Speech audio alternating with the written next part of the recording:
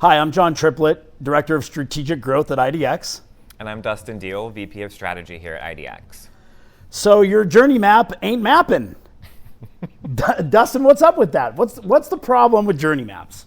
So we're all familiar with journey maps. It's a colloquial, very common, ubiquitous word here in marketing. But the problem with them is people think that they are trying to do too much, right? They're too complicated. We've all seen these journey maps that have 16 stages and smiley faces and line graphs that go all over the place, and it's really confusing to know how to use it, right? So they're overly complicated. Another issue is they're very linear. They're assuming that a customer will come in at a very particular point and very cleanly move from one stage into the next, which we know is just not the case.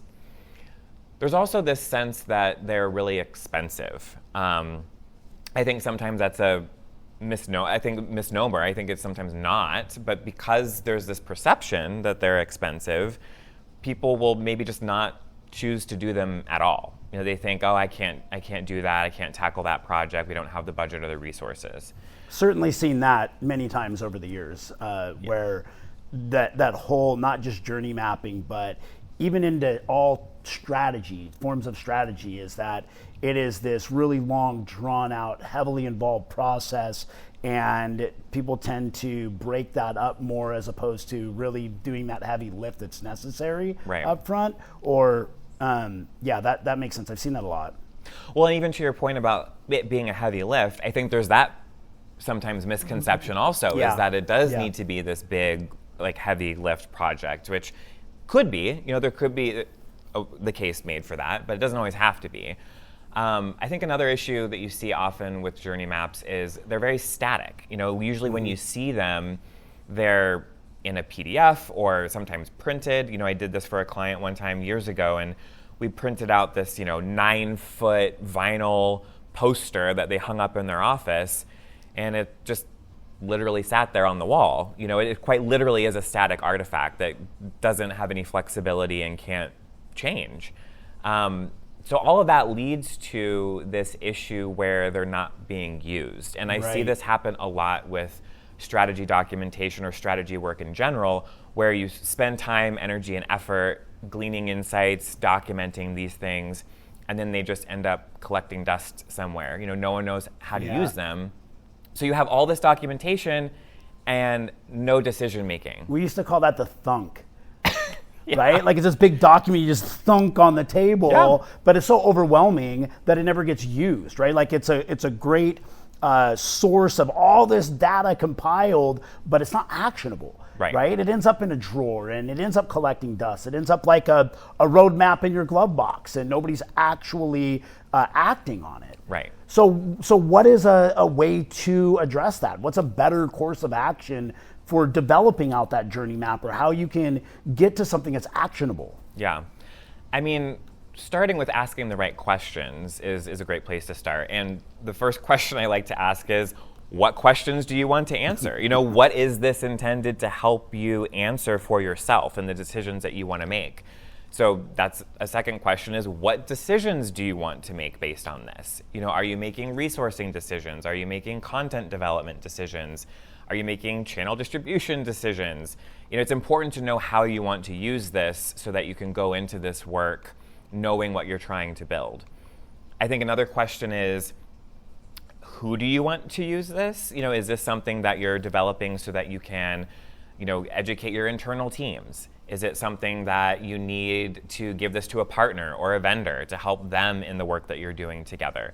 Is this something for an executive leadership team to help them make certain decisions or answer certain questions? It's really critical to know who, at the end of the day, you want to use this, because again, that's going to help you figure out what you need to create to begin with. So you had called this something, when we were talking about this earlier, and we were thinking of doing a session on this and kind of the importance of this topic for companies. And you had really dubbed it something different than a map. Yeah, the idea of a map being this, again, static thing, and we were kind of joking about the old MapQuest printouts or the Rand McNally map that you have in your glove box. It's really not, at the end of the day, a map, because that implies that there's this very linear process, as we were saying. So we were thinking about it more in terms of like a compass, right? It's something that can orient you to where your customers are at any given point. And I think this goes to an important moment also in thinking through the concept and idea of a journey map is brands often think, despite the fact that it's called a customer journey map, brands often think that somehow they have control in this. And the way that we document a lot of this does imply that we have any kind of control, and that's just not the case, right? Like the customer owns the journey and their journey at the end of the day. So being able to think about this in terms of a tool that can help us orient ourselves around our customers is, I think, a nice way to think about it. Right, because we don't always meet them at the beginning of the journey, right? Like in that awareness, consideration, like in that kind of older thought process of a linear journey. No. We can't dictate where they come in, what they've already gathered, what their intent is. So I mean that really doesn't go with that. Yeah, it's not the brand journey, right? It's not the brand journey. No. Interesting. Yeah, that makes a lot of sense. So with knowing that as the case, what are some ways that you can start to put that together, as a brand to understand how and where to meet your customers or what messaging you utilize in order to be a little more pliable or a little more flexible in this compass? Yeah. I mean, we have to start with the customer, as we've just said. This typically takes the form in the strategy world and the marketing world as a persona, right? And personas have their own set of issues. We often think about them in terms of the same issues that we have with customer journey maps, the thunk, as you said, right? You have these huge documents. They're sometimes hundreds of pages long. It has all this information about like who they are, demographics, psychographics. The problem is, again, is what are you using in that to make decisions? Like what information is actually useful? And we were just chatting with a client recently and going through some of their persona documentation, and there was stuff in there about what their persona is like to wear, and I was like, this is really detailed information, this is really insightful, but what decisions are you making as a marketing team, like based on some of this information? Like, and I called that out specifically. I was like, hey, like knowing what kind of shoes, Karen likes, what decisions are you making based on the information? And like, unsurprisingly, they said, nothing. I take it this wasn't one of our clothing clients. No. Well, and that's a great point, right? It's like if you're selling shoes, that would be really important information, but they weren't. And it wasn't something that was useful or helpful for them. So it's really about paring it back, keeping it simple, and making sure that you're using information and collecting information that's going to help you make a decision, help you act. So when we think about personas, again, kind of starting from, a small key, what is the most important information we need to start, we like to think about like what we call the 3 A's. So it's alleviate, answer, and achieve. And it's how do we alleviate their pain points, how do we answer their questions, and how do we help them achieve their goals. And it might seem kind of simple and a little bit rudimentary, but if we start in those places, and if we can do at least one of those things or a combination of those things in our messaging, that's messaging that's going to start working for us and start helping them move through their journey no matter where they're coming in. Gotcha. That makes sense. So is there a process that you go through to start figuring some of that out? Like, or resources that you utilize to better understand who your audience is or what those pain points are? Like, how do you get to that? Yeah. I mean, there's a lot of different ways, and it all depends on the client or the problem, again, or the questions that you're trying to answer. I mean, it usually starts with just asking the client, asking them, what are you hearing from your customers, or what are you hearing from your prospects? Obviously, we can do a lot of research, whether that's doing market research, market analysis, desk research, working with tools that we have access to kind of see what's happening on a national or global scale. One thing that we find is really important is if you have any kind of like customer service arm of your business, that's a gold mine for those things, because those are your frontline people who are getting the calls, getting the chats. They know exactly what are the top questions, right? They know exactly what the top pain points are. They know what these people are trying to achieve. So there's a lot of valuable resources internally for a lot of brands where we can start pulling some of this information. That makes sense. You know, I did a webinar recently on LLMs and, you know, the AEO and, you know, how you address, you know, your content when it comes to that type of search. And one of the things that, you know, zeroed in on was really like, what questions do you want to answer, right? As being one of those things that helps lead into some of that content creation. Are there other things that, you know, should be thought about from an organization when it comes to, you know, that content creation and in that journey mapping process? Yeah, I mean, I think one of the things is like moving into kind of thinking about the journey map is the stages, right? Like that's, we hear a lot about like the stages of the journey. You know, top of funnel, bottom of funnel, you know, we've kind of talked about that in terms of like the funnel also. But, you know, for us, again, it's a matter of like, let's take it back a little bit and let's think through what are the core elements that we can act on today. And we typically start with 3. It's what we like to call the anonymous stage, the prospect stage, and the customer stage. And really, again, that's orienting ourselves as a brand around what we know about the customer or the prospect.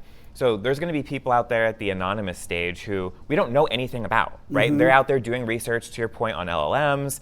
They're on, you know, who knows what channels they're looking for. They are anonymous to us, right? We don't have any information about their behavior. We do know, and through the research and the work that we just talked about, like we do know maybe what answers they're looking for, pain points they're trying to alleviate, and goals they might have, but we as a brand haven't started collecting data on them. Once they do, you know, once they interact with us in a way where they've, you know, given us some of their contact information, or, you know, we can cookie them in some way, or we can start getting behavioral information and data from them, they move into that prospect stage. We know more about them. We can tailor the message differently based on the messages that are resonating with them, based on their engagement, based on just their general behavior in the digital space. We can create unique messages for them at the prospect stage. And then obviously you have the customer stage. They've converted in some way. They're now a customer. How do we keep them as a customer? How do we retain them? How do we, you know, encourage loyalty? All those things that you kind of hear in some of the later stages of the more traditional journey. Now, that doesn't mean those are the only 3 that you always have to stick to. You know, just like with personas, if you can start making decisions based on more information, more insights, you get more sophisticated, you know, add to it. Like, this is a very modular structure. You know, we like to think of it as like a 3x3, right? You have your 3 A's and your 3 stages that kind of cross-connect, but that can be evolved.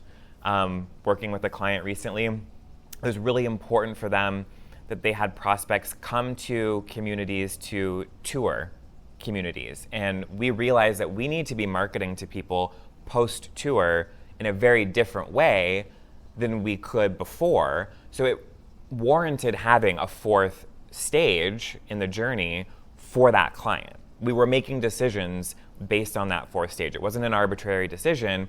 We knew that we could make strategic decisions based on additional information.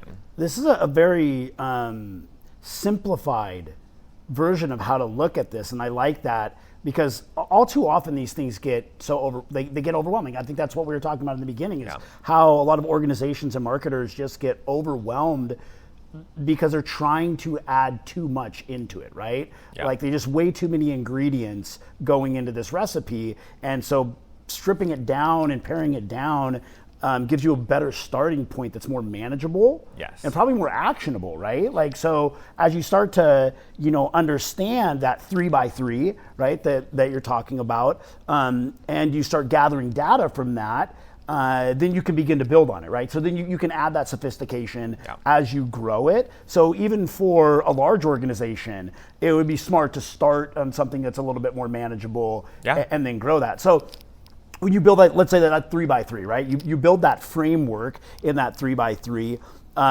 then it's really like rubber meets the road, right? Yeah. So now we've got we've got to implement it. Right. So how do you help guide clients into that next step of actually taking action with this and putting resources toward it and going forward? What's that look like? Yeah, I mean, it's usually really exciting because most clients never get to this point, right? Like they get the funk, they get all this documentation, and they've never had the chance to use it.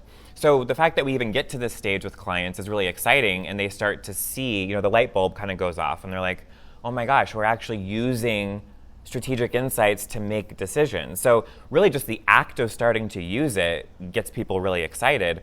How we use it is typically determined in some of those like early briefing questions that we had. But some examples, like we use it for content planning, right? We can actually sit down and say, hey, we want to be creating some content that speaks to this persona, answers these questions at this stage. That already starts creating a brief, essentially, a content brief for you. We can use it for campaign planning, right? Something larger than just a singular piece of content. Like how do we run a multi-channel campaign? We've built what we call campaign builders out of this, right? Where it's like you have inputs that come in, again, that 3x3 framework, as you said, it creates a matrix that allows you to extract basically your campaign brief messaging directly from the strategic insights. We've used it for channel distribution strategies, right? It's like, hey, if we want a campaign or if we want a message to hit this audience in this way, where are they? What channels are they on?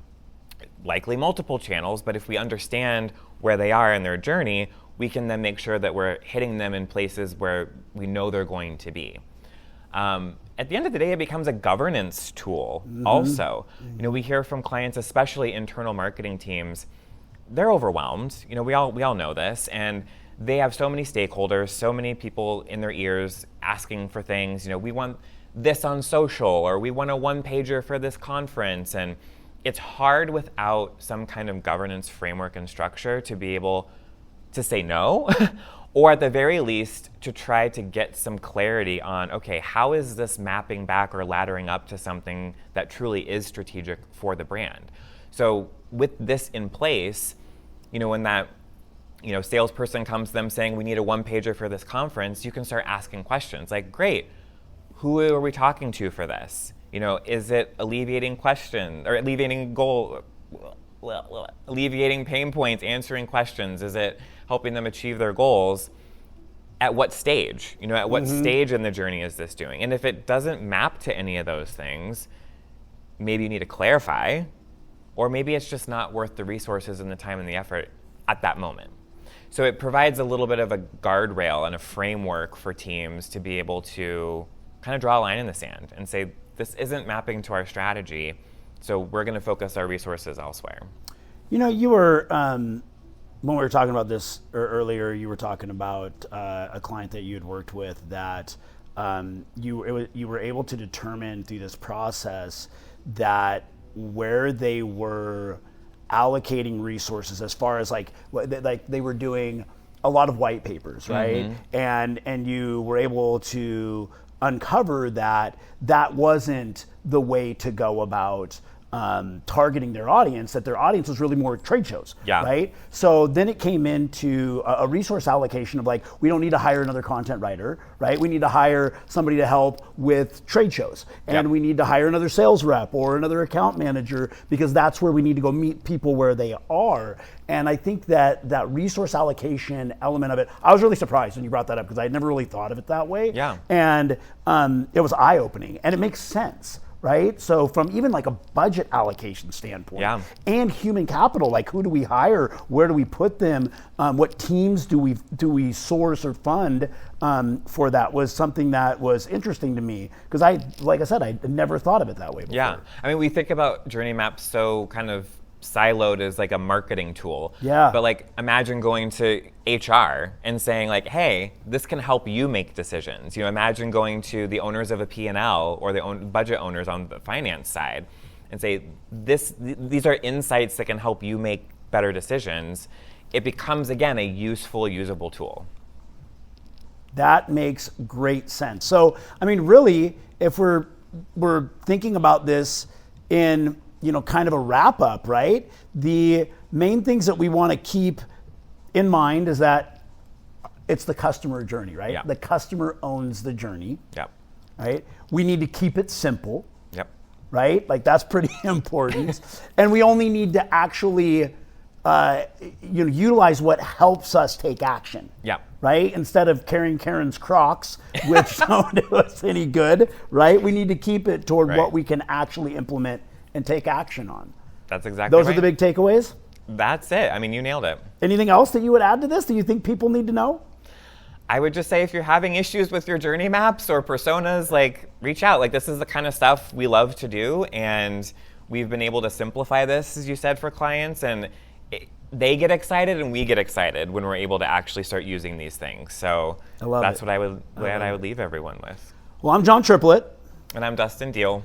Be sure to follow us on LinkedIn. We're always publishing new ideas and content and different webinars and different things that we're doing. You'll find the links to all of our socials, our website, as well as our contact information on the page. We look forward to hearing from you and enjoy.